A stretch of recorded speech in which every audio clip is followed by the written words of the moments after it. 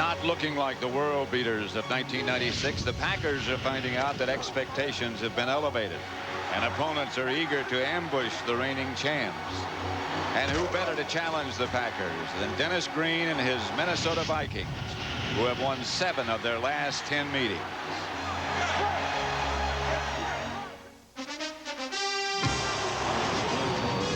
Lambeau Field in Green Bay as the Minnesota Vikings come to Green Bay to face the Packers. No place quite like it. And Lambeau Field is rocking. The ambiance is just tremendous. No better place to see a pro football game or any kind of football game than right here. Mike Holmgren coaches the defending world champions. They just came off of a victory last week over the Miami Dolphins, yet he's still not happy. Not satisfied with his product. And why would that be, John? Well, he's a little upset with the way the Packers have started. We all know that Mike Holmgren scripts the first 15 plays. He makes them up. Those are his plays. They go over them on Saturday night. They go over them in the locker room just before the game. And he says we're making way too many mistakes on him. And they want to get off to a good start because you can hear this crowd behind us now. And when you get off to a good start, then that crowd is with you and they stay with you the whole game. And that is big here. And they face a division opponent today in the Minnesota Vikings, a team that's always given them trouble.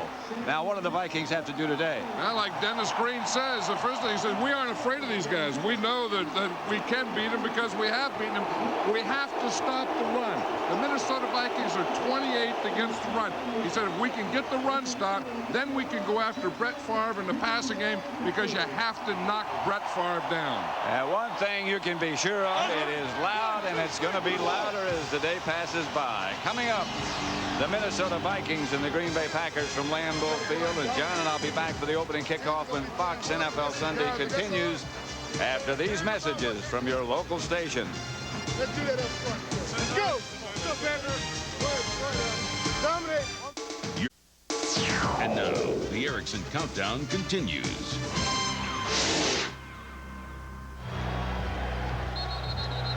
The Vikings and the Packers. The Vikings won the toss that they will receive the honorary captain out for the Packers.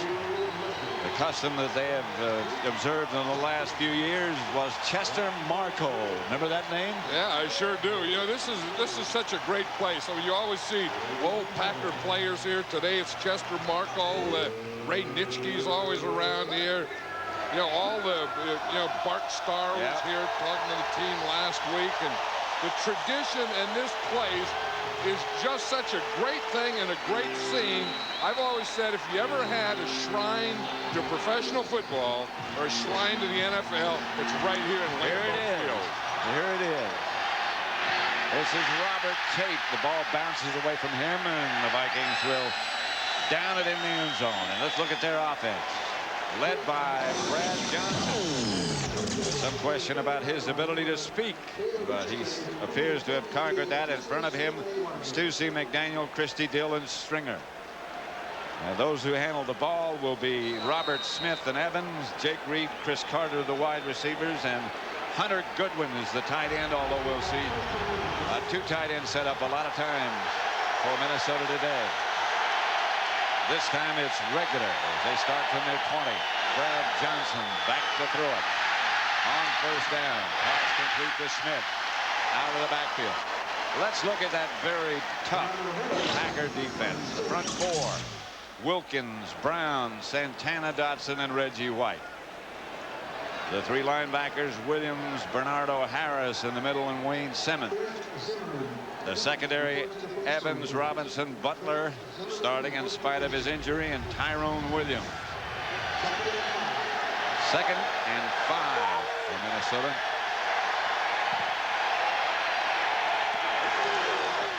Smith. Spun to his left and picked up a couple of extra yards, brought down by Eugene Robinson. Yeah, it was interesting talking to Fritz Shurmur, the defensive coordinator of the Green Bay Packers yesterday, talking about Robert Smith. He said that he thinks that he's the best cutback runner in football.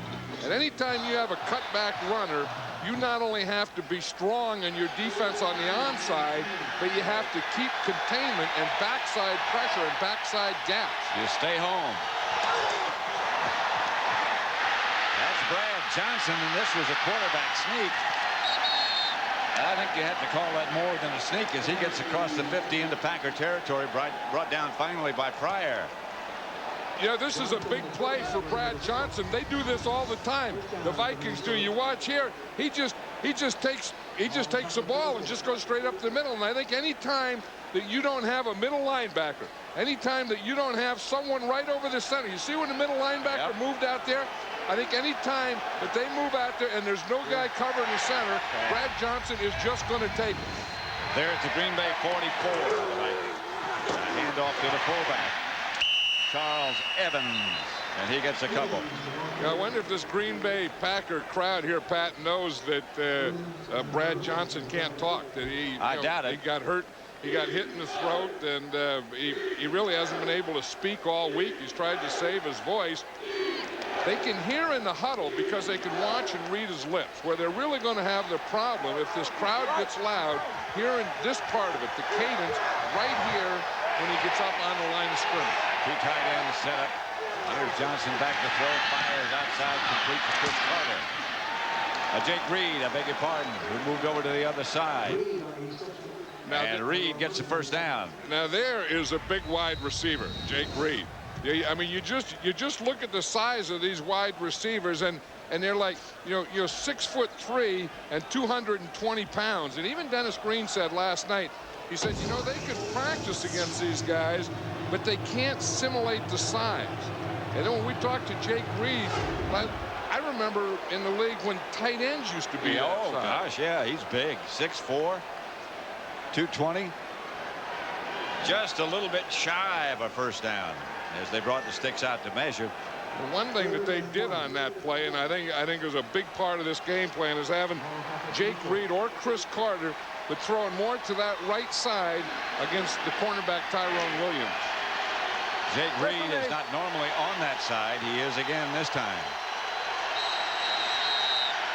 4 wide receivers. I don't think they'll run a quarterback sneak this time. Don't think so. Gilbert Brown's over the center. They did. They ran away from Gilbert, but you see the difference. They didn't get much. I know that. No, when Gilbert Brown wasn't in there and there was no middle linebacker in there, but now you put Big Gilbert here. Now what Johnson's going to try and do is get over to this side, but watch the difference. When Gilbert Brown is inside, boom, he just takes on 2, and there's no place for him to go. And by the time he slides out, number 98, Gabe Wilkins is right there waiting for him. Well, they'll measure again. You believe last time we were here, and today it's almost 80 degrees warmer. You make it. I can believe it, and I can also believe that the Vikings are going to have to go for it again on 4th down. I think this is a situation that if they kick the field goal, it would be a 51-yard field goal. Of course, if you punted and a win in the end zone, you'd only pick up 9 yards. So this is the ideal situation to go for it on 4th down. Now I would expect the running back would get it. 2 tight ends. Robert Smith deep. He gets it. Yeah, he didn't make it. I don't know. It's going to be close. With the last little surge, he might have. But I suspect that they'll measure it again. Johnson says they got it. Of course, he would. Well, one thing they want to do is they want to stay away from that middle, and they want to stay away from big old Gilbert Brown in there. I'm surprised that they did run towards Reggie White, though. I guess he says they got it. He can't make himself heard. I couldn't during the week. This is going to be a close one. They're gonna measure that one. Yep. 3rd time they'll measure.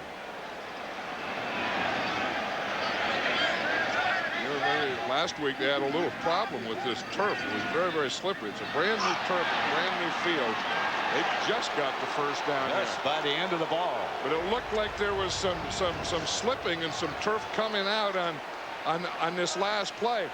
But you see Reggie White gets the pressure there. And did you see the turf fall out there? Yeah. Yeah, when Robert Smith made that cut, his right foot planted and poof, a big old divot popped right out of the field. It is new turf, new since last year. We'll tell you more about it. That's Chris Carter on the move, and Johnson back to throw. Carter slipped a little bit. Cut it upfield. Yeah, one thing we talked about where they're going to work.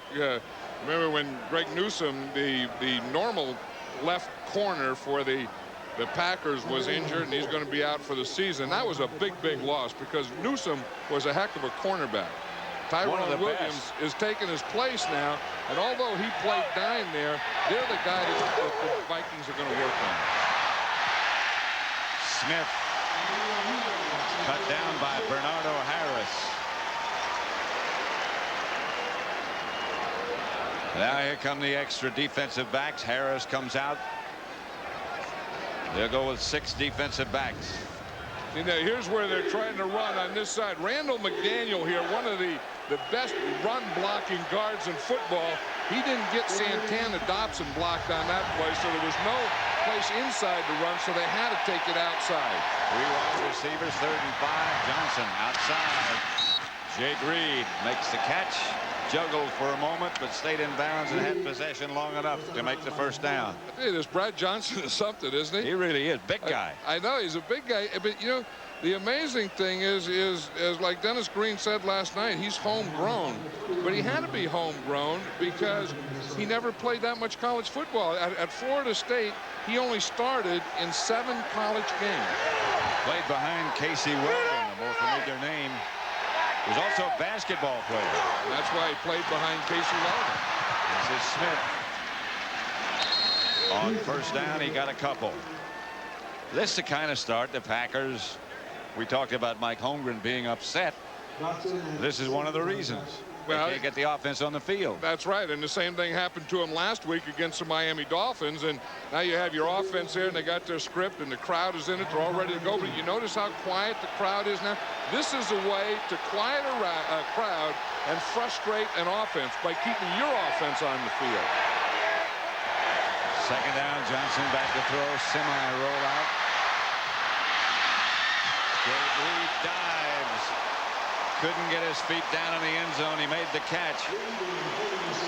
Jake Reed is the downfield gun, and he can get there and get open. And Brad Johnson had a gun on that one too. I mean, that throw was right there, and you can just see that everything was out of bounds. I mean, he dropped the ball out of bounds. He didn't have any feet down or anything, but you see Brad Johnson makes a little roll to the right, and he's going to throw the post. It was just a little late. Had he thrown that ball a little sooner or a little more to the left, had he led Jake Reed across to the left, that would have been a touchdown. Jake Reed got one elbow down in the end zone, and that was it. One elbow doesn't equal anything. Nope. Jake Reed juggled, had to come back for the slant, but got it. 1st and goal inside the 5. Yeah, that's what having big receivers does. I mean, you get a guy like Jake Reed, he's so big here that he's tough to bump. You see you come and you bump him, and then he can give you a move, or he can run right through you. And then when he does catch the ball, he's still no bargain when you go have to tackle him. Watch that, he kind of bobbled out, it was behind him, but he's such a big target in there. Both Reed and Carter. Evans, the fullback, still fighting, gets down to about the 2. And you're right, John. This crowd is quiet. Because they can't cheer. You see, that's the thing. I mean, everyone says get the crowd into the game, but you really can't get the crowd into the game cheering when the other team's doing well. If they were cheering, they'd have to be cheering right now for the Minnesota Vikings. And it is a packed house. Yeah, this is the 15th play of this drive, so that's a long time for that defense to be on the field and a long time for the Packer offense to be off the field. 2 tight ends set up for the Vikings. Robert Smith. Not quite. Bernardo Harris. About a yard shy, half yard shy. Robert Smith is one of those guys that kind of runs straight up and down and is a long strider and doesn't look like he's going anyplace, but because he takes long stride, he gets there quicker than you think he's getting there. 3rd and goal at about the half-yard line. This would be a good play pass down to fake a run and throw a pass. Smith. It's a good wanted to dive over. Yeah, he got in the air. He's quite an athlete. In addition to being a fine runner, he's a track man. But he looked like a track man. He looked like a high jumper on this. Watch here. I mean, he takes off about the 3-yard line, and he doesn't land until he gets about 3 yards into the end zone. Right. That was, he went 6 yards depth, and he went 8 yards up. I counted how high he went. He was 8 yards up in the air and 6 yards deep. Good looking drive by the Vikings, and Greg Davis adds the extra point. Minnesota leads 7-0. The opening drive, 16 plays, 80 yards. Robert Smith scored the touchdown.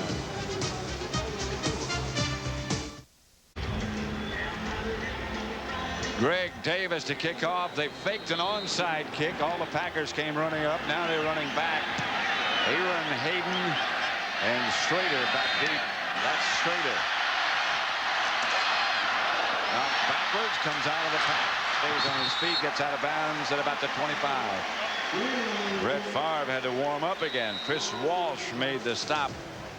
And the Packer offensive unit heads on the field. 7-0 Minnesota lead.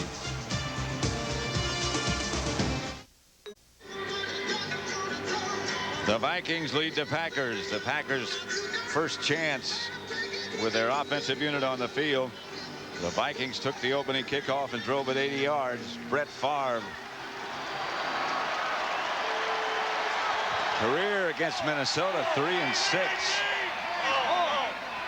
So they have given him problems. The Packers problems. Here's Dorsey Levens. Levens into Minnesota territory. Jeff Brady has a flag on the play. Brady made the stop. Levens on his first carry. Well, we talked about script and having to get off to a good start, and that first play wasn't a bad call. Larry Nimmers is the referee. This is against Minnesota. Foul. 93 defense for a late hit. 15 yards. First down. John Randall. But you're going to see Dorsey Levens just follow his fullback Henderson right here. Henderson doesn't have to block anyone until he gets to the strong safety Robert Griffith. So there was no one. They caught him all slanting in, and then Henderson was able to go to the outside and pick off Griffith. And watch 93 right there, John Randall. That's what they called the personal foul on after the play. You know, they have this ongoing battle. The Vikings think that the Packers on offense run downfield and they hit over the pile. Had a big fight about it last week. So now their defense is doing the same thing. That's what John Randall just did. Favre. Outside. Intended for Freeman over his head. Let's look at the Green Bay offense. Led by Brett Favre. Twice the NFL's most valuable player. The longest current quarterback streak. His line. Michaels, Taylor, Dellenbach at center, Timmerman and Dotson, Levens, Henderson, Levens who just made that long run, Freeman and Brooks wide, and Mark Chmura, the tight end.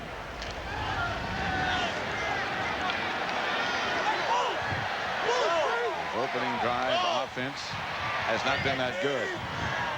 He's inclined to start a little wild high, as he just did. Outside. Brooks, the intended receiver. Let's look at the Minnesota defense. The front four: Alexander, Randall, Fisk, and Smith. The linebackers: McDaniel, Brady, and Dixon Edwards. And in the secondary, Dwayne Washington, Orlando Thomas, Griffith, and Corey Fuller.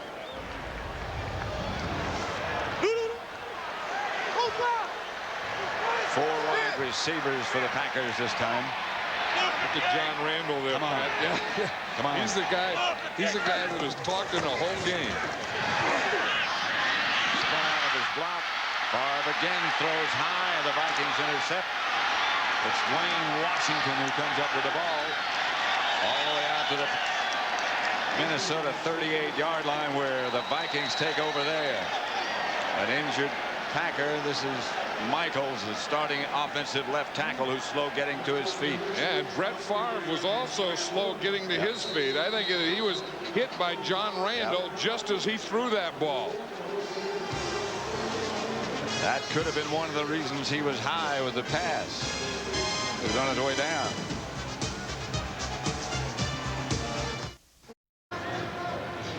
Watch John Randall on this play. He's going against Aaron Taylor, and he does a spinner move on him, and then he's in there, and he hits Brett Favre, so Brett Favre can't step up. You see now when Brett Favre comes in here, see, just as he goes to step, John Randall is right there hitting him just as he throws. The ball goes high, and Dwayne Washington was just standing back there waiting for it. Here is Brad Johnson lofting the ball outside, intended for Smith. Incomplete and out of bounds. Hey, everything that the Packers wanted to do, they haven't been able to do. You know, they wanted to get off to a good start. They wanted the script to work well. They wanted to be able to, obviously, to stop the Minnesota Vikings. They haven't stopped the Vikings yet. They got the ball. They had a pretty good run. Then they got a penalty. And then the next thing they know, they throw an interception, and the Vikings have the ball back again. 2nd and 10, Minnesota. Smith again, not much. A couple of yards is all. Santana Dotson made the stop. And we talk about matchups, and one of the big matchups on the line is going to be Randall McDaniel against both Santana Dotson and Gilbert Brown. And you think of guards in this league, I think Larry Allen from the Dallas Cowboys is probably the best, but I'll tell you this, Randall McDaniel right here, the left guard of the Minnesota Vikings, is right up there with any of the other guards in this league. Johnson taken down by Reggie White. Around the corner. He went right around old Corey Stringer there, and they did it with a 3-man line, too. Someone has to lift this team. Here, now watch, here's Reggie here. Here's Corey Stringer blocking him here. Again, they only have 3 defensive linemen here, but watch Reggie. He gets off to a little late start. He just gives him that hump move. You see, he started upfield, then he gets that right hand inside and brings Corey Stringer to the outside. Schrader back for the Packers. They had trouble looking into that sun. He lost sight. Got it on the hop, and this is Schrader. In the warm-up, both teams had problems looking in that direction, looking up into the sun. Didn't bother Reggie White. 7-0. Minnesota leads.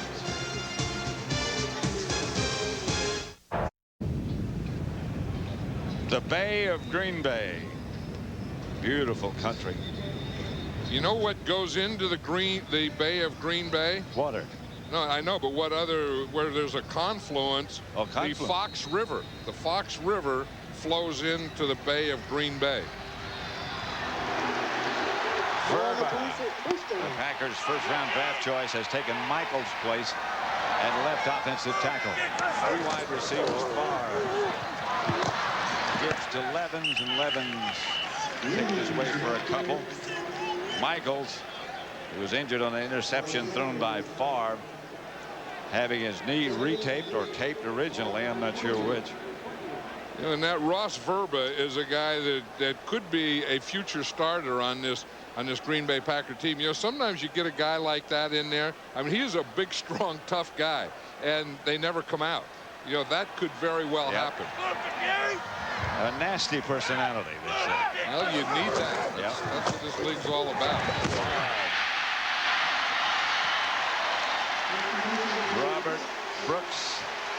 And right now for McDonald's game break, let's return to Joe Buck at the Fox Television Center in Hollywood. All right, Pat, the Fox River flows back to Hollywood. No surprise here. Drew Bledsoe, 7-yard touchdown strike to Vincent Brisby.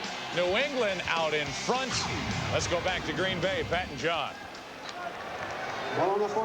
Joe Buck in the studio. JB's here at Lambeau. Brett Favre just completed his first pass of the day. Here at Lambeau. Favre again. Sidearm, underarm, throwaway. You know, an interesting thing, Brett Favre says the only guy that he's scared of in this league is this guy right here, John Randall. And John Randall has been over him all day. Watch him here. He shifts to the outside, and then he just splits a double team, and he is going to be after Brett Favre all day. And I'll guarantee you he's going to hit him and knock him down. And the other thing I'll guarantee you, he's also going to be talking to him. He's the kind of guy, you know, the guys who hit you and knock you down, yes. And they're the guys who hit you and knock you down and hurt you. Yeah, and that's John Randall. And then there are guys that hit you, knock you down, and hurt you, and then tell you about it. That's also John Randall.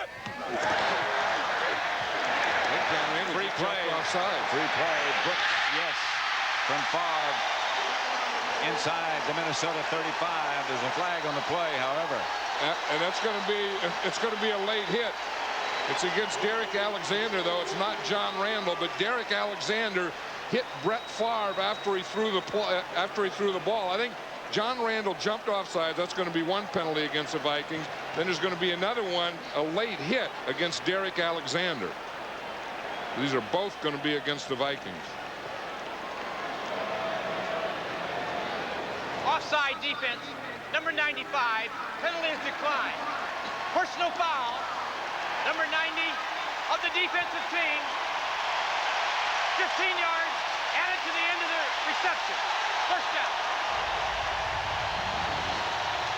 Here you're going to see the offsides right there. That's the offside. So now Brett Favre knows that he has a free play.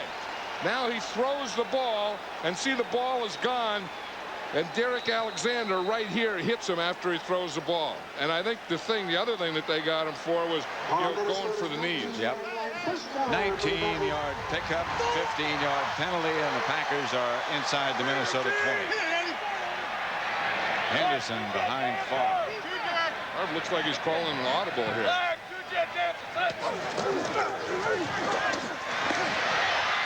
Touchdown. Brooks.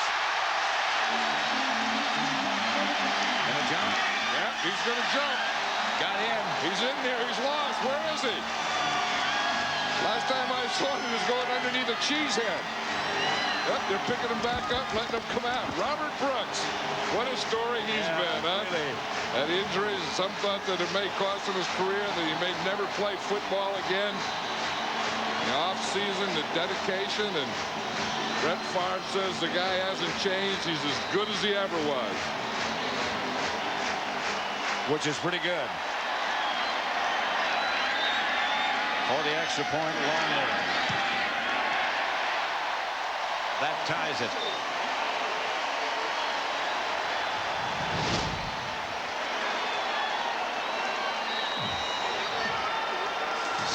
Seven, 3:26 left in the first.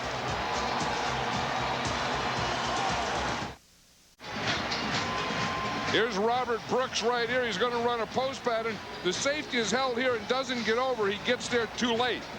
Now watch Robert Brooks again. You come off the line. He makes a little move. He gets by that bump. Now he has that hole. Brett Favre throws it perfectly in that hole between the corner who is covering and the safety who's trying to get over. His 152nd touchdown pass at Brett Favre's career. And that ties Bart Starr's Packer record. He's done it in a relatively short time.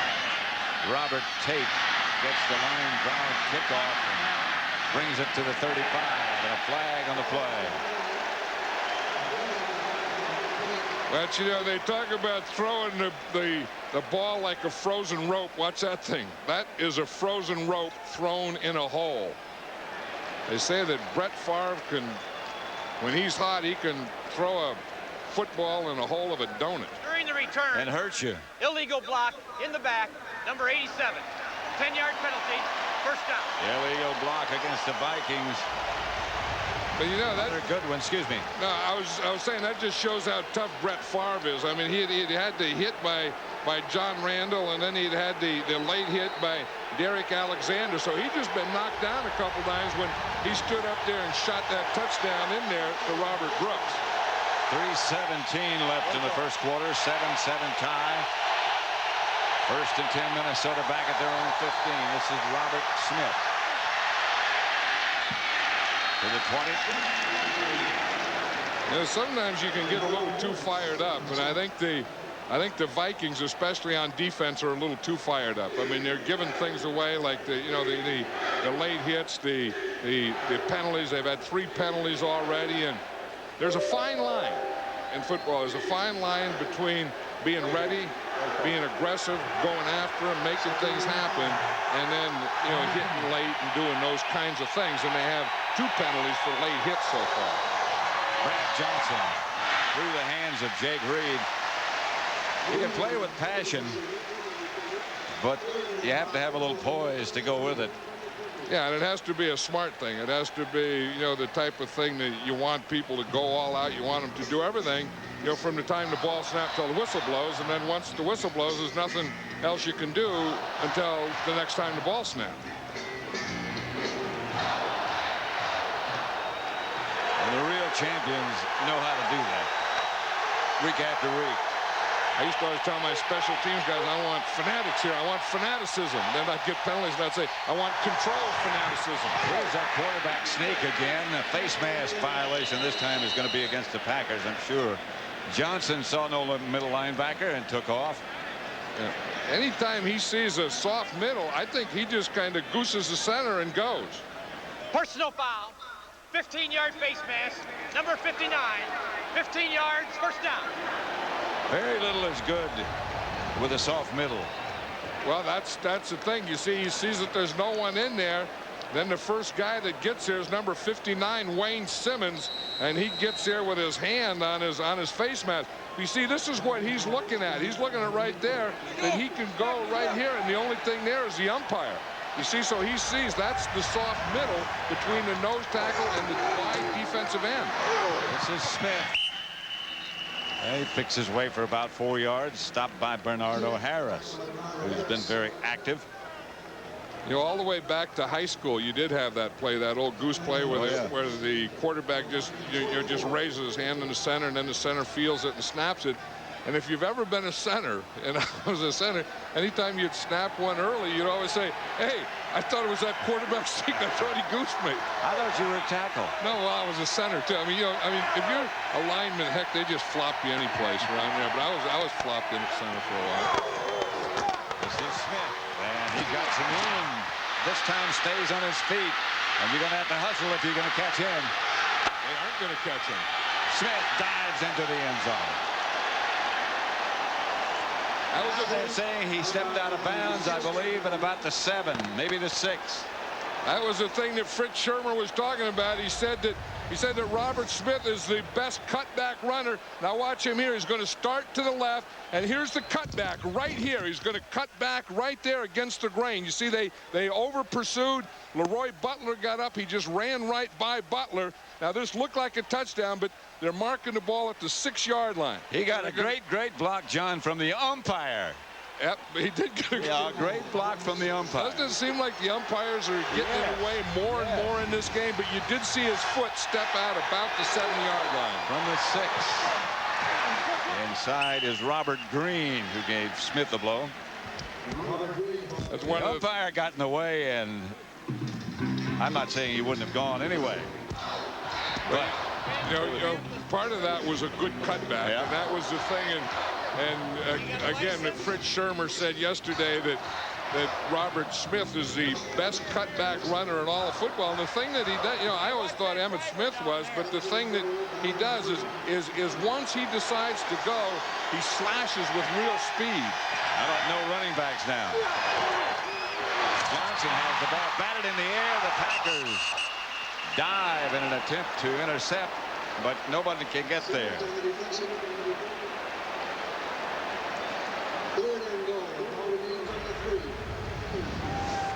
But just there's, as you say, it either has to be a quarterback sneak or a pass, because when there's no one there, you know that we're going to be in there, and they have to throw the ball. Wayne Simmons was a linebacker, and all he was doing, I think he was just playing for the quarterback sneak. And he was spying on the quarterback or shadowing him, and then he just got in that lane that Brad Johnson was going to throw the ball in. Smith's a deep back. Johnson fires it through the uprights. No flags, and the field goal team comes on. Yeah, that's the place to throw it away, though. I mean, if you're in there and you're on the 7-yard line, just think how big a play that was when Robert Smith stepped out of bounds. Oh boy, yeah. You know, that was a 4-point play. That step on the sideline was a 4-point step if they make this field goal. Greg Davis for the extra point, for the field goal, sorry, from 22 yards away. Berger is the holder.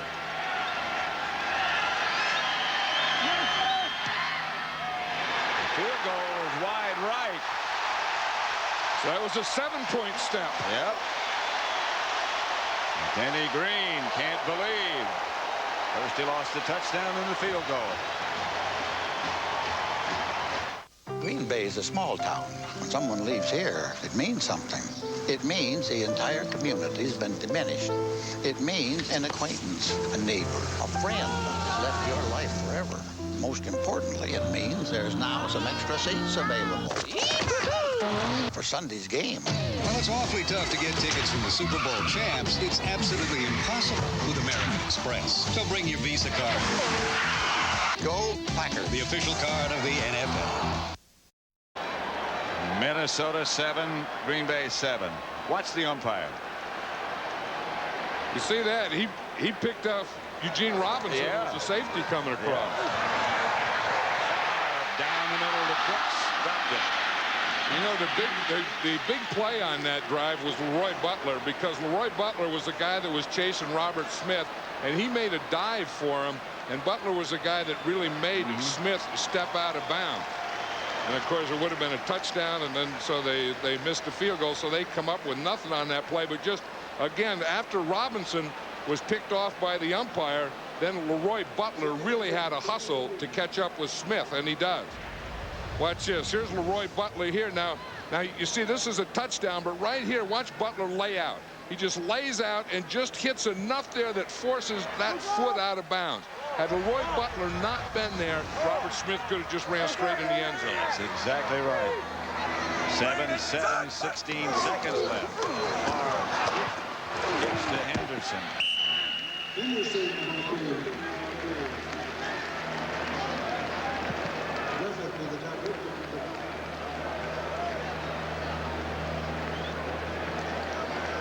Robinson and Robert Smith hasn't been able to stay healthy in previous years, but he is dangerous when he does.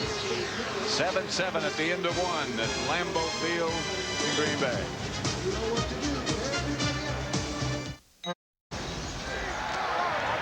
Seven tie at Lambeau Field, 3rd and 6, far back to throw under pressure. Steps away from it. Incomplete, intended for Freeman. You know, Brett Favre is one of those guys, especially early in the game. When he's good, he's really, really good. And then when he's bad, he can be really, really bad. But then he can go from being really, really bad to being really, really good awfully quickly. And once you've seen a really, really good one like that, they just stick out. You can really see the difference. Well, he was really, really good on that on that last one that he threw on that last series when he threw that touchdown to Robert Brooks. Hendrick. Fine punt. David Palmer will field it for Minnesota. Palmer comes out of the pack momentarily, gets out to the 35. The Vikings will take over there. 14:42 left in the first quarter. Minnesota and Green Bay.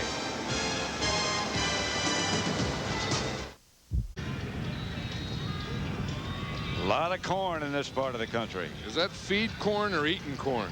I think that's feed. If it's real big field, that's feed corn, and you don't just go pick off a cob and eat it. You can. Yeah, but you have to have eaten corn in smaller patches. Robert Smith, the ball carrier, stopped by Gabe Wilkins. Look at the Vikings rushing yards in the first quarter. Yeah, 110 yards. And you know, and look here, 27 plays. The Packers have only had 11, and it's because of this. They've had the ball in the first quarter 11 minutes and 53 seconds, and the Packers only had it 3 minutes. And that's one of the things that Denny Green told us last night that they had to do. Control the clock. Yeah, but they left 7 points sitting out there in that field, too. Brad Johnson wheels it out to Charles Evans, who can't wheel around and make the reception. Yeah, it's interesting, see, because the crowd really hasn't gotten into the game yet, and you know, been on defense, have been making a lot of noise because Brad Johnson isn't able to talk, and I think it would really not affect when he calls the play in the huddle, but right here when he gets up in the line of scrimmage, if they ever got into it right now on 3rd down, his line wouldn't be able to hear him. And he had to deal with the wide receivers with hand signals, which they do a lot anyway. Here's Brad Johnson going deep for Chris Carter.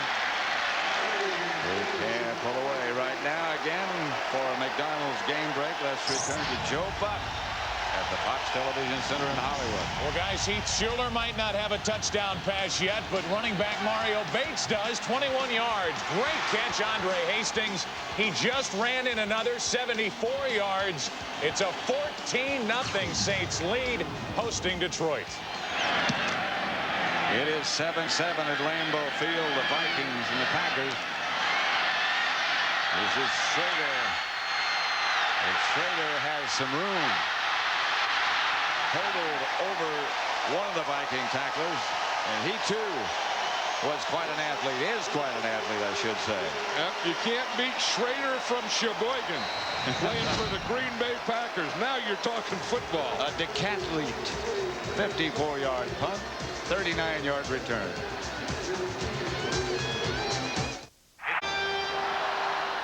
At Lambeau Field in Green Bay, Pat Summerall with John Madden, John Randall. Brett Favre says he's the one guy I'm afraid of, with good reason. He's always there. He's always around him. He's always knocking him down. Levens lost the ball on the way to the line of scrimmage. Packers got it back. Now here's Foge Fazio, Pat, and he calls the defenses for the Minnesota Vikings, and he has all the defenses on a wristband. That was 7.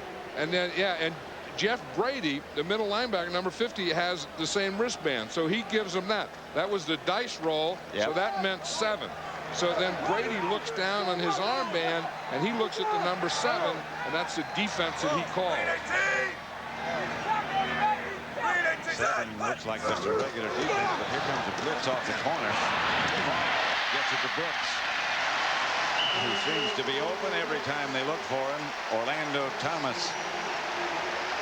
Little action down there. Robert Griffith was the guy who came on a blitz, and he was blocked, and he started doing some talking after that play. But again, Favre is a type of guy that'll stay in the pocket, and you're going to hit him, and you're going to blitz him, and there's guys coming. See, here's Griffith coming right here, and he's oblivious to it. He doesn't know it.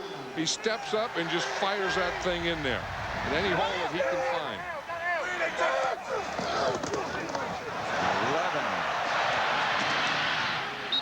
You see Favre on that fake back? He handed off the ball to Levens, and then he faked a bootleg, and then after he faked a bootleg, he faked a jump pass. Now here's a guy who's having fun with football. But watch Brett Favre after he hands off. Now right now he doesn't have the ball anymore. He hands it off. Now watch, he goes out there and he fakes a jump pass. But you know the funny thing about it? That held the linebacker. Yes, you see the guy stays out there and he reacts to it. And he said, I know it's stupid. He said, I'm just doing it because I'm bored. He said, but the funny thing is, guys still do react to it. And they always will. Short, intended for Freeman. Flag on the play.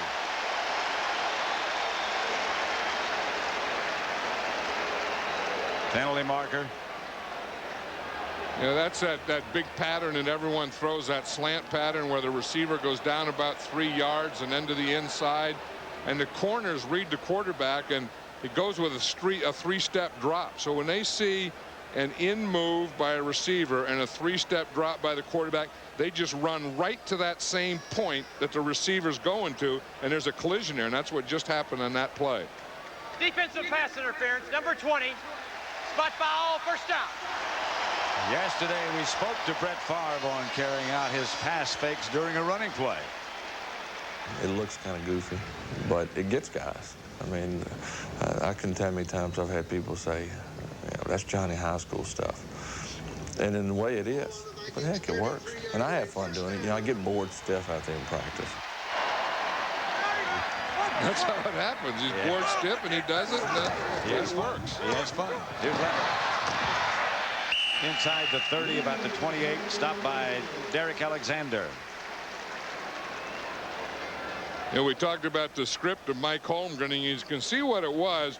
You know, the Packers are really a passing team. I mean, he had 10 passes and he had 5 runs. Now, how effective was it? Well, of course, he had the 1 touchdown and the 1 interception, and the run really hasn't been bad for him. And anyone who is not a running team, and the Packers are not a running team, will have trouble staying with the run.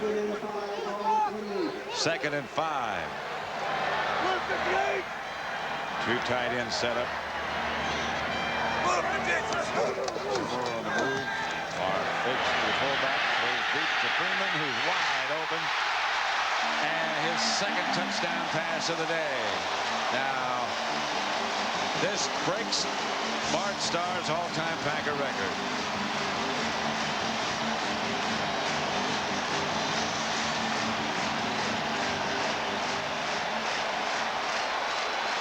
Brett Favre has just made Packer history by throwing the 153rd touchdown pass of his career, breaking the team's all-time record of 152 set by Bart Starr.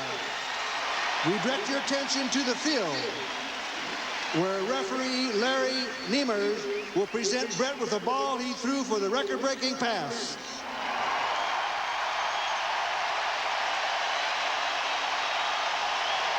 Congratulations, Brett Favre.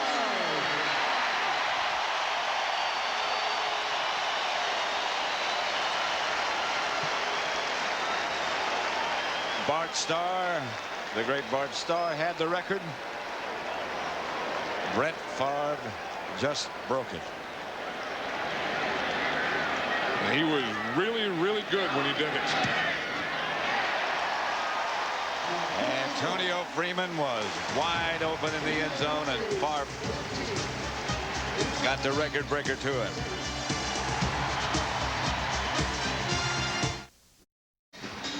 Here's Antonio Freeman here. The Vikings are going to be a zone. They're going to get a bump here. Antonio Freeman gets by. The safety doesn't get over, and Brett Favre hits him perfectly. Antonio Freeman, the outside receiver. See, there's no bump there, so Freeman is running right down the sideline. The safety looks to the inside. He's in zone. He doesn't get over there, so Antonio Freeman's wide open in the end zone. Robert Tate takes the kickoff, and he is down about the 15. Aaron Hayden down to make the stop. The Aflac trivia question. What player scored the most points in 1 quarter in the history of the NFL? Most points in 1 quarter. You know? No, with the Aflac trivia, are we supposed to give any hints? Yeah, I guess so. Go ahead. Okay, I'll give a hint. It was a Green Bay Packer. That would be my hint. And yes, I do know who it was. Okay. But I didn't until last night. Robert Smith stopped at the line of scrimmage, so let's let everybody in on the Aflac trivia answer. Don Hudson, the great receiver, kicker for the Green Bay Packers, scored 29 points in 1 quarter. 4 touchdowns, 5 extra points. And he, of course, among those honored in the Packer Circle of Honor.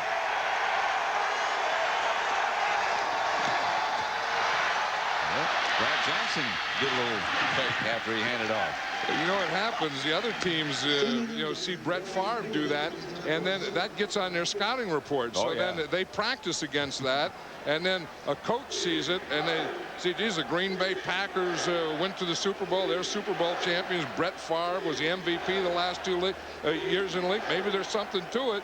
So then there's a lot of quarterbacks in the league doing it now. Robert Smith had that 1 long run, 13 carries, 76 yards. He's averaging on the year almost 8 yards a carry.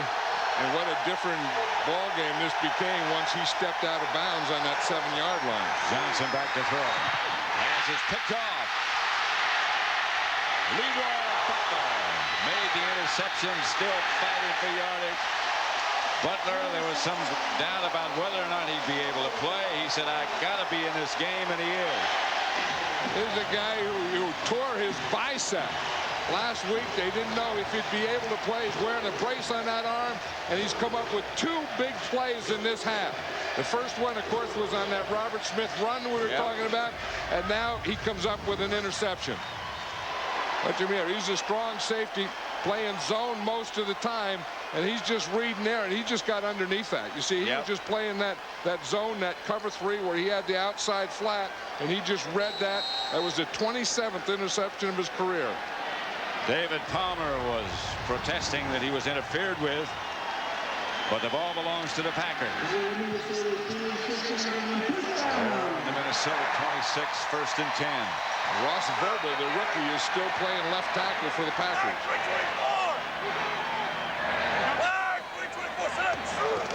comes the blitz. Favre shakes it off, as only he can do. Takes the pass, scrambles down, gets a first down. Something happened to Favre's left elbow. Did you see he has that thing on there? Now, he didn't have that earlier. I think on one of those early times in the first quarter when he was knocked down, I think something happened to his left elbow. But this is the thing that makes Brett Favre so good, is if you don't get him all blocked, he can still play. I mean, he sees that there's no place he can step up in the middle, so he runs, and he's still looking to throw. Then the thing that a quarterback has when he's running with the ball, the advantage he has is he has a ball in his hand. So he can fake the ball at the guy who's going to tackle him and then run around him like he just did on Derek Alexander. He's 230 pounds. He doesn't look it. You saw how easily he shook off that blitzing. Touchdown pass, number 3, the second to Antonio Freeman. 3 for Favre. And it's that same pass. It's Antonio Freeman right down the slot through the zone. They don't get him bumped. They let him run through. And I'll tell you, you let him run through, Brett Favre is going to find him and throw it to him. By the way, that little the bandage he's wearing that you were referring to, John, is just a turf burn, which means he scraped some skin off the left elbow. He doesn't know it right now. You see right here again, the Vikings are playing zone, and all Antonio Freeman did was run right down through their zone. Extra point is good, and the Packers increase their lead to 21-7 over Minnesota.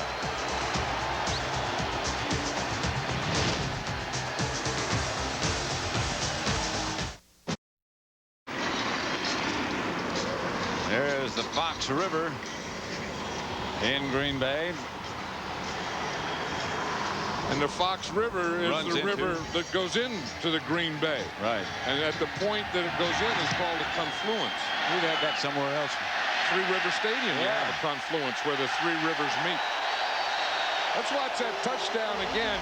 And you're going to see the Vikings are zoning. They're going back here. This free safety is zoning here. They're zoning, and they're just letting the receivers run right through their zone. And it doesn't do any good to zone the end zone if the guy's going to catch touchdown passes in front of you. You see the zone? No one is playing man-to-man. Here's Antonio Freeman. He's wide open, and they hit him between the guy that has a deep outside the corner and the guy that has a deep middle. You cannot zone the end zone when you're that deep. Here's Robert Smith around the corner. Flag on the play back at the line of scrimmage. I think they're going to get called for holding on Wayne Simmons. Wayne Simmons was a strong side linebacker, and I think Simmons would have been in position to make that play if he weren't held. You could just... Offense number 82. 10-yard penalty. Repeat, first down. That's Andrew Glover right there who did that, and they were just going to go right around him. Favre surveying that defense you were just talking about. He's got 4 wide receivers. Looked to see what that safety man was going to do, which way he was going to go, and then he found Freeman. Good draw. 1st and 20, Robert Smith. Not much doing. Gabe Wilkins to make the stop. You know, now I think with this lead, they can probably rest big Gilbert Brown. Gilbert Brown hurt his knee last week. Yep. In fact, it was his kneecap, and he told me the other day that the kneecap just moved. I think it moved. You know, usually your kneecap is right in front of your knee, and I think his kind of moved to the side of his knee. And they had trouble finding it. Yeah, and then they got it popped back in finally. So I think any chance that they have today to rest Gilbert Brown, they're going to do it. Here's pass completion. Johnson. Yeah, we just saw a picture there. Excuse me. I was just saying with Roy Butler and how big a part he's played in this game, because he was a guy that, again, you go to that Robert Smith play where he stepped out of bounds. I think that was a big momentum changer in this game, and Roy Butler was a guy who forced him to step out of bounds, and then he got that interception just before this third touchdown that Brett Favre threw. And of course, the Vikings, after he forced him out of bounds, missed the field goal attempt. So that was a real momentum changer, whatever you want to call it. Johnson sacked by the Packers. Butler's on top of the pile. Along with Gabe Wilkins again.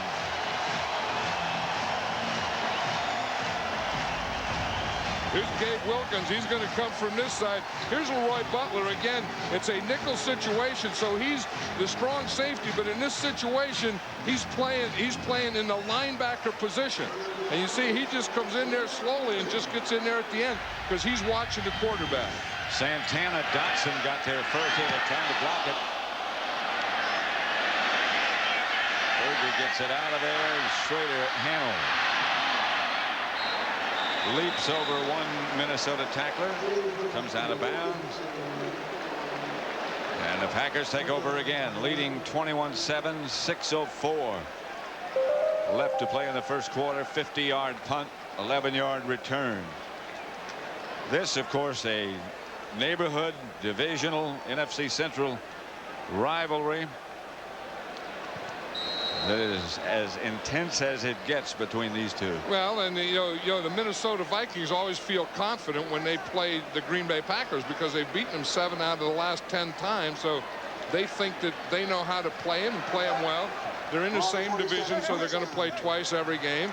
And Minnesota isn't that far from Green Bay, so you have the geography thing. 2 tight ends set up this time. It's 11. 11's for about 6 or 7. Ed McDaniel tripped him up. Passing by distance for Favre. Well, you know, here's where, I mean, he'll do this. Sometimes football's gotten so they don't throw deep anymore. But look at this. He's 3 out of 6 for 70 yards and 2 touchdowns in 16 yards or more. Again, he's 11 out of 15. And that other, so it's not just short passing in this offense anymore. 3 wide receivers this time. Favre gets 11. Not much. A yard, maybe. Ed McDaniel made the initial contact. Dorsey Levens says it's a lot different. You know, after Edgar Bennett got hurt, Dorsey Levens became the only back. When the Packers run the ball is going to be run by Dorsey Levens, and unless Favre scrambles with it or something. And I asked him the other day, what's the difference? He says, I'm tired all the time. Yeah. He said, before when I would spot Edgar Bennett, he said I'd come in, I'd be fresh. He said I'm never fresh anymore. He was sensational down the stretch and in the playoffs last year. Here's Favre back to throw, incomplete. Intended for Mark Chmura.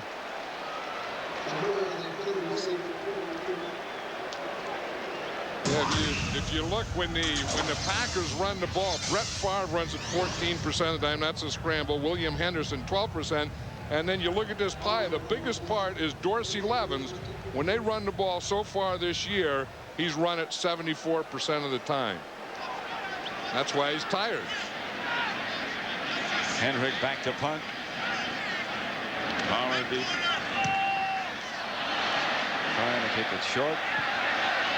Okay. Packers down it at the 5. Tucker down the ball.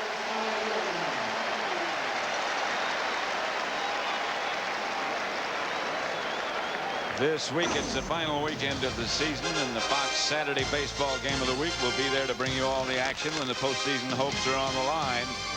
Coverage begins at 12:30 Eastern Pacific with In the Zone, followed by all the action. So check your local listings for the game and time in your area. First down, Minnesota, just outside their own 5-yard line. 21-7 Packer lead. Now this crowd's getting into it. Encouraging the Green Bay defense. Well, and that's going to cause Brad Johnson some more problems. Out of the end zone, Johnson fired. Carter. Feet got tangled up. He wants a penalty call. No call. Well, we knew that they were going to work on Tyrone Williams, and they started out in the first quarter. They were working on Tyrone Williams. They had some success.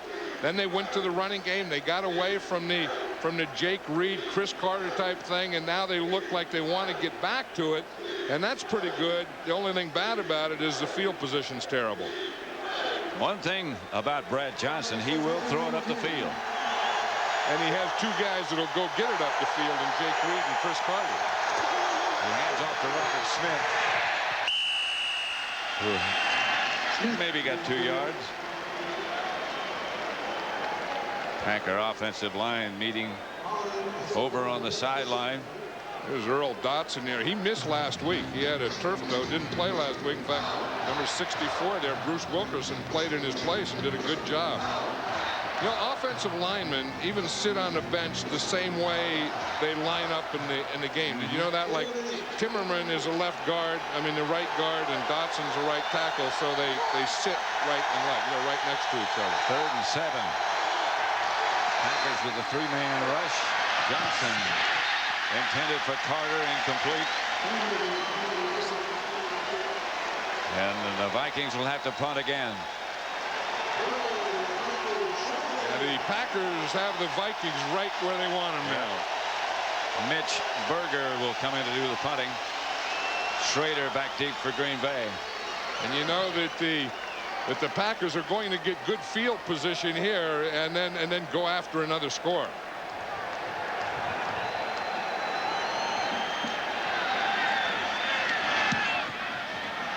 Berger's kick angles and comes out of bounds. That's the official walk back and then finally spot that thing. I thought they were going to get some more on that because the official who spots it is right here, and he walks back until the referee tells him to stop. And the Packers sideline was trying to edge him on more. But again, it's not controlled by him. It's controlled by the referee, who is behind the punter telling him where to stop. This game is presented by authority of the National Football League, is intended for the private use of our audience. Any rebroadcast or other use of this telecast without the express written consent of the Green Bay Packers and the NFL is prohibited. Here's old Reggie White. He's been a good one for a heck of a long time, hasn't he? And still good. He's been a great one for a heck of a long time, I mean. And still great. Got some stuff going on here. He's talking and pointing. It's incomplete. That was close to being interference, and it was. Robert Brooks, the intended receiver. Yeah, I don't think other than John Elway, there's another quarterback in football that can make that throw. You know, he's going to throw to his left. He was talking to Antonio Freeman about something out there to his left. Number 27, automatic first down. Corey Fuller. And now he's on the left hash mark, and he throws it all the way across the field. I mean, Brett Favre is over here, and he's on the hash mark away from here. And he throws the ball all the way across the field on a line to Robert Brooks and hits him right in the hands. I don't know. I mean, I would say that Elway could probably do it, but I'd also say that from that hash mark, no other quarterback in the league could do that. 1st and 10, Green Bay. They're at the Viking 37, blitz coming. Favre had a perfect call. Levens on the screen pass to inside the 20 to about the 18, stopped by Ed McDaniel. Dorsey Levens was perfect on that play. It was a screen pass to him, but it was a blitz. So the first thing that he did is he blocked. He didn't go out in the screen. You watch Levens here. He doesn't come out. He's going to boom, and he's going to block the blitz, then let the blitz come, and then get in behind the screen. And that is excellent. You see, right here, you see him, boom, he blocks it right there, and then as he lets him go, he comes off, and that timed up that thing perfectly. 1st and 10, Green Bay at the Minnesota 19.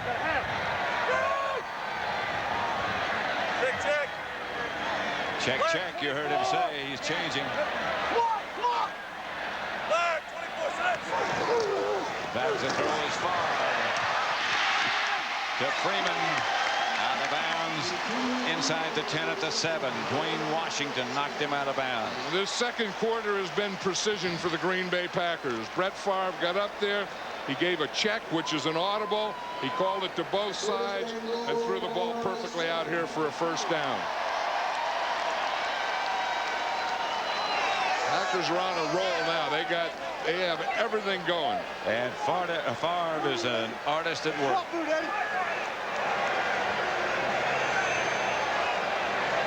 Green 18. Check. Black 24. And they're audible. Black 24. Set up. That was a little slow getting underway that time. Flags fall everywhere. The Vikings might have jumped off sides, or they might have taken too much time. Or it might be the 2-minute warning. Prior to the snap, false start, offense 73. 5-yard penalty, still first down. Aaron Taylor call for the violation. That could have been any number of things. 2-minute warning as Favre comes over to visit with Mike Holmgren.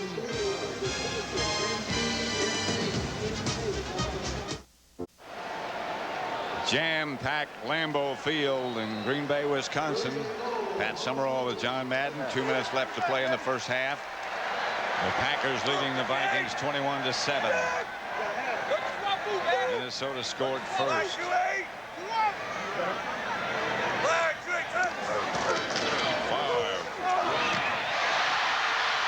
Freeman to about the 3. Yeah, we always talk about the red zone. The Packers are very good inside the red zone today, but the red zone is the area from the 20-yard line to the back of the end zone, of course. So you got, when you're talking about running, you have 20 yards to run, but you have 30 yards to pass. Now, what the Vikings are doing is they're trying to zone the end zone today, and the Packers are really eating them up with the passing game. Now, most teams have been having trouble in this red zone this year, but the Packers have kind of figured it out today against the Minnesota Vikings. 2nd and goal. Evans was the man in motion. Brooks was the intended receiver, just bounced off his fingertips. Mike Holmgren is looking for some oxygen down there because he knew that he had one there, and he wants more. You want to always get, it's not that you want to run it up and you got the division rivalries, but you want to get to a comfortable feeling in a game, and a comfort factor really doesn't get in until you get about 4 touchdowns ahead, and you say, well, why is he worried now? He has the game under control. Because it may be under control, but it's not at a comfortable position yet. 5 wide receivers. Watch this. Brett Favre could run a quarterback draw here. He fires quickly to Terry Mickens this time. And Mickens takes Favre's 4th touchdown pass of the day. They have it all going when they take all their running backs out and they split them out. The only thing they could run was, again, Favre could run a quarterback draw. Had all 5 of their receivers in there, Freeman and Brooks and Schrader and Mays and Mickens. Just watch him, and here's the one that they throw to. They throw to this side right here.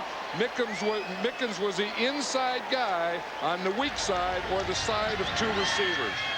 Longwell for the extra point. It's 28-7. Now they're getting close to that comfort factor for the head coach. Don't forget, coming up on the Dockers Khakis halftime report, we'll bring you scores and highlights from around the league. Our Fox Sports ticker will have up to the second stats. That's all coming up on the Dockers Khakis halftime, and the boys are on the scene. Yeah, you see how hard it is to hear. You see how close Terry has to get his head to JB's head because it's hard to hear. See that, so they have to get close, and that's the thing Brad Johnson's having a problem with it. You hear this crowd noise, so you have to use your hands when you talk. You got to use your hands a lot when you talk, and then you have to get real close to the other guy's ear. What about Howie and Ronnie? They aren't talking. They don't care. I was just worried about how his pants fit. How's he look? He's trying to figure where he is. Howie's trying to figure out where am I? You see him stand up and look around? Yeah. Oh, what a group. Ronnie looks very distinguished in his new chapeau. Is that what you mean, chapeau? Yeah. Vince Lombardi's likeness present in the stands. Always will be. Yeah, that's what's great about this. When you come here, you're coming to football. When you drive down Lombardi Avenue to get here and go in the parking lot, see Lambeau Field, and maybe you make a trip on Holmgren Way. Yep, this is what it's all about. Robert Tate fumbled it momentarily. Now he picks it up and he's taken down inside the 15. The Packers special teams do their job and do it capably. Yeah, we talked about really, really good, really, really bad, and then really, really good. Look at his second quarter. No, this is just the second quarter. 7 out of 10 for 96 yards and 3 touchdowns. Now that's playing quarterback in the NFL. That is, well, a lot of people would settle. A lot of people would settle for game stats like that. 3 touchdowns. And you know, the thing that impresses me about Brett Favre, Pat, is he has fun doing it. Yep. Johnson incomplete, intended for Jake Reed. He said, and he hasn't gotten hit a lot today. I think they started out earlier and they tried to blitz him and they went to a zone. And he said sometimes he's played the Minnesota Vikings and he gets hit so hard that his tongue slaps his brain. I don't know, that's getting hit. And yes, when you get hit and you go boom, and the next thing that happens to you is your tongue is up there slapping your brain, you know that the guy comes from somewhere that he didn't get blocked. Here's Brad Johnson back to throw. Last time the pass is intercepted. Was deflected, then intercepted. Butler again with the interception. And he's going in the stands. There he goes. The old Lambeau leap. He got it. Roy Butler, he got a torn bicep. He has a special thing on his right arm. They weren't sure if he could even play. And Brett Favre is probably the MVP of the first half, but if he isn't, I'll tell you, this guy right here, where Roy Butler is, the ball was deflected by Reggie White. He got in that lane, got the hand up, and Leroy Butler comes up with his second interception. He's got a harness on his right arm so that he can't straighten it out all the way. Yeah, but watch that leap. The leap is good. Yeah, that's a heck of a leap. He just jumped right into space, open space. Just outside the 10. The Vikings stiffen. Levin stopped for maybe a yard lost. Yeah, I don't know that you want to stiffen too much, because I think what happens then, that puts him in a passing situation, and that means that Brett Favre is going to throw again. Wouldn't be surprised if they would go. They're not doing it, but if they don't get a first down here or a touchdown here, go to that 5 wide receiver thing again, because Minnesota is having problem with their pass coverages down here in the red zone today. He has thrown 5 touchdowns passes in a game once against the Bears. Here he is to throw again. He's chased. Just got rid of it. Just barely got rid of it. 11 times he has thrown for 4 or more in a game. 5 once. 10 times, 4 times. 4 touchdowns.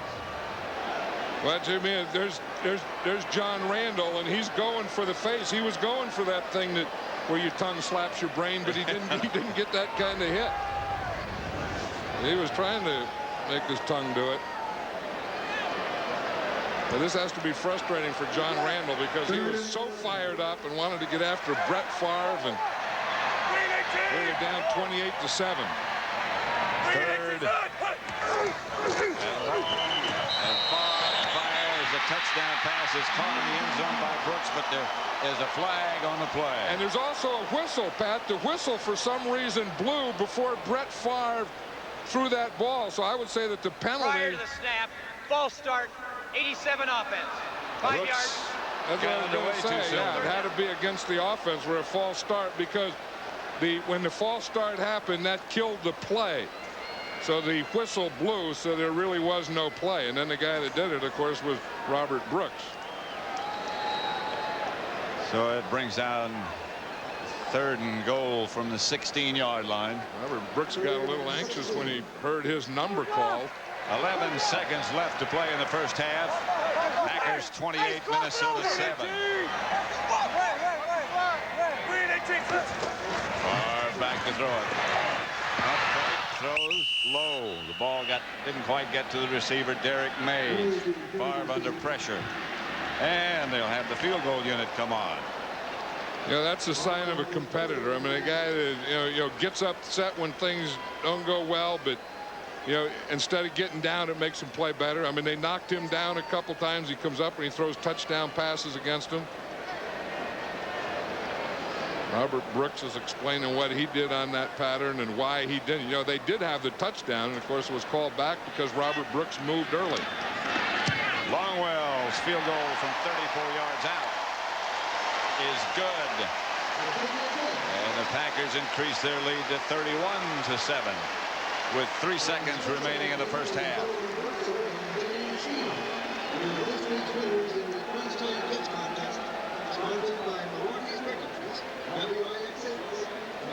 Beautiful day in Green Bay. It rained a little bit yesterday morning, cooled things off.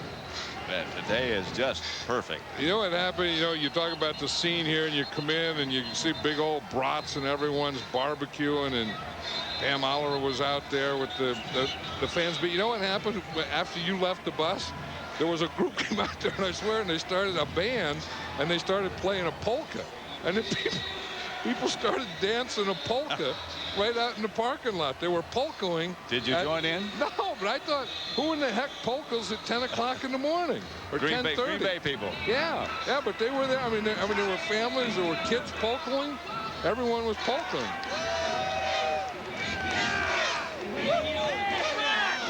The Dockers Khakis halftime report coming up. The guys are on the scene. They're here at Lambeau.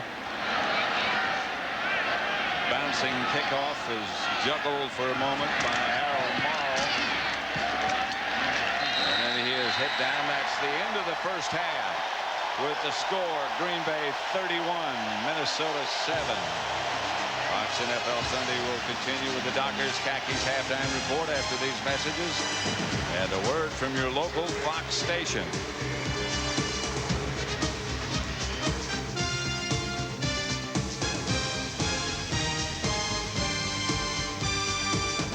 And welcome back inside the Fox Television Center. Joe Buck, Bill Moss with you on the Dockers halftime. We'll get you right back out to Green Bay, but it's worth a look. It's a record-setting day at Lambeau Field for Brett Favre.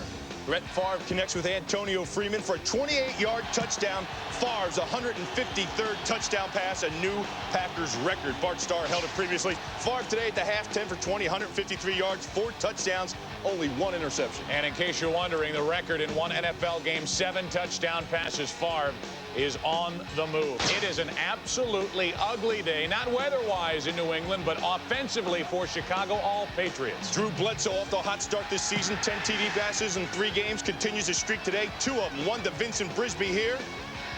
Man-to-man coverage beating him, and again, right here, 52-yarders. Troy Brown, touchdown. New England. You can't blitz all day and not get beat, Joe. This is a 14-0 New England Patriots lead. They have begun the third quarter up in Foxborough. Mike Ditka looking up to the heavens for some help. He's in a dome, but his prayers have been answered so far. In the form of number 24, Mario Bates on the halfback pass. Touchdown, Andre Hastings. They're going to find a way to get it done, and Heath Schuler says, I went in on the action as well. Heath Schuler, his first touchdown pass to Darryl Hobbs of the season. Bates also ran for a 74-yard touchdown pass. Things are going well in New Orleans. And things are going into the third quarter with the Saints out in front by 14. Kansas City at Carolina. Chiefs out in front by 7. How do you beat the zone blitz? Throw zone passes, touchdown zone passes. Makes all the sense in the world. Oakland at New York, 22-10. They're at the half, and the Raiders are out in front by 12 over Bill Parcells and crew. And the Ravens lead by 10 at the half. in Tennessee. How many people were at that game? I think there are 3 left in the seats now in Memphis.